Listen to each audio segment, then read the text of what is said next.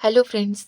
आज का डिक्टेशन आनंद मासिक पत्रिका अंक 11 से लिया गया है, जो कि 3 स्पीड 80 शब्द प्रति मिनट, 90 शब्द प्रति मिनट, 100 शब्द प्रति मिनट की गति से डाला जाएगा। इसके अलावा आपको टेलीग्राम की लिंक नीचे डिस्क्रिप्शन बॉक्स में मिल जाएगी।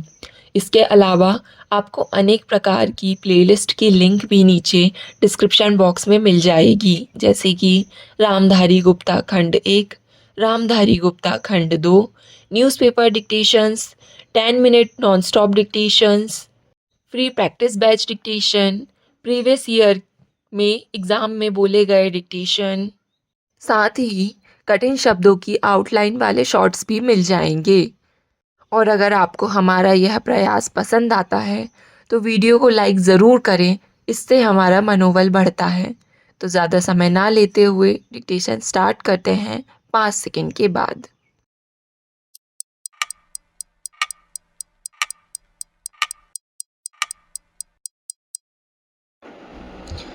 आदरणीय महोदय, इस शांत मनमोहक स्थान पर आकर गुरुदेव और उनकी मधुर कविताओं को स्मरण करके बाहरी दुनिया की समस्याओं को भुला देने वाली इच्छा होती है, लेकिन गुरुदेव ने स्वयं इन समस्याओं से कभी मुख नहीं मोड़ा और उन्होंने इनके बारे में क्षोभ से शक्तिशाली भाषा में लिखा भी।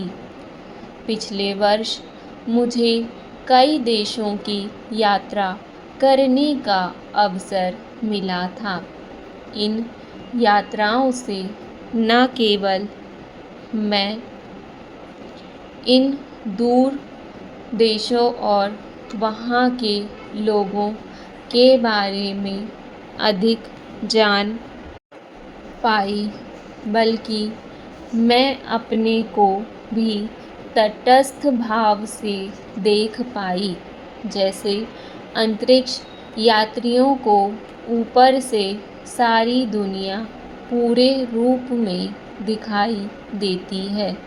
बहुत कुछ उसी तरह हम अपने को भी यदि कुछ दूरी से देखने का प्रयास करें तो ज़्यादा अच्छी तरह समझ पाएंगे।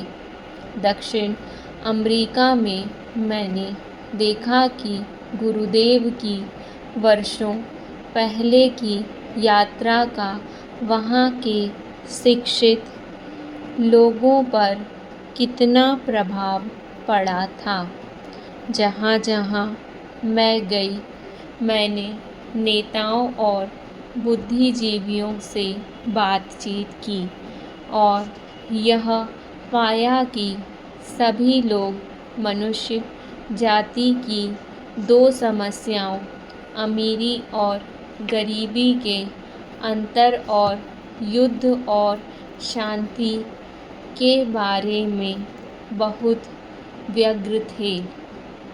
वास्तव में हिंसा और युद्ध की समस्या गरीबी अमीरी की विषमता से किसी सीमा तक जुड़ी हुई है, क्योंकि ऐसी विषमताओं से ही तनाव पैदा होता है। गुरुदेव ने निर्बल की शक्ति के बारे में विचार प्रकट किए थे। विज्ञान ने मनुष्य को ऐसे सर्वनाशों हथियार दे दिए हैं जो मित्र दुश्मन सब को नष्ट कर देंगे। हथियारों की होड़ और अधिकाधिक भयानक हथियारों के आविष्कार के कारण आज दुनिया में यह स्थिति आ गई है कि इस बात का भय ही परमाणु युद्ध को रोके हुए है कि जो पक्ष इन अस्त्रों का प्रयोग करेगा वह भी जवाबी मार से बच ना पाएगा। शक्तिशाली देश अब इस बात को समझ रहे हैं कि जितनी अधिक शक्ति होगी उतनी ही कठिनाई उसको इस्तेमाल करने में होगी। इस प्रकार का भयंजन्य संतुलन भी स्थायी नहीं हो सकता। एक नासमझी या बेवकूफ़ी के कदम से संसार का सर्वनाश हो जाएगा। शक्तिशाली देशों को यह भी पता चल गया है कि उनकी सैनिक शक्ति से ना तो उनके देशवासियों को संतुष्टि मिली है, ना उनकी घरेलू समस्याओं का ही समाधान हो सका है। आदरणीय महोदय, भारत ने यह भी देखा है कि कैसे एक छोटा सा देश जिसके पास अस्त्र शस्त्र और साधनों की कमी है, एक शक्तिशाली देशों का सामना कर रहा है। स्वतंत्रता के संकल्प को शक्ति से कुचला नहीं जा सकता। मित्रता और मोहब्बत तो दूर, शक्ति के बल पर किसी पर शासन भी नहीं चलाया जा सकता। अंतर्राष्ट्रीय क्षेत्र में जहां एक ओर तनातनी और शीत युद्ध की मनोवृत्ति और कठोर हो गई है, वहीं दूसरी ओर आपस में समझौते की भी कोशिश की जा रही है। इस तरह बड़े राष्ट्र एक दूसरे के विरुद्ध होते हुए भी किसी एक प्रश्न पर दूसरे राष्ट्रों पर दबाव डालने के लिए मिल जाते हैं। बहुत से देशों में हिंसा और युद्ध के समर्थन की नई प्रवृत्ति कुछ युवा लोगों में है, चाहे वे किसी भी वर्ग के हों। इस प्रकार वे समाज की रूढ़ियों से विरोध प्रकट कर रहे हैं। हमारे देश में भी ऐसे तत्व पैदा हो रहे हैं। कुछ लोग तो स्वभाव से अराजकतावादी हैं और कुछ दूसरे देशों की हवा में बह रहे हैं। मुझे यह जानकर बड़ी परेशानी हुई कि अभी-अभी कोलकाता में एक पड़ताल की गई, जिसमें वहाँ से कुछ विद्यार्थियों ने हिंसा में अपनी आस्था प्रकट की है।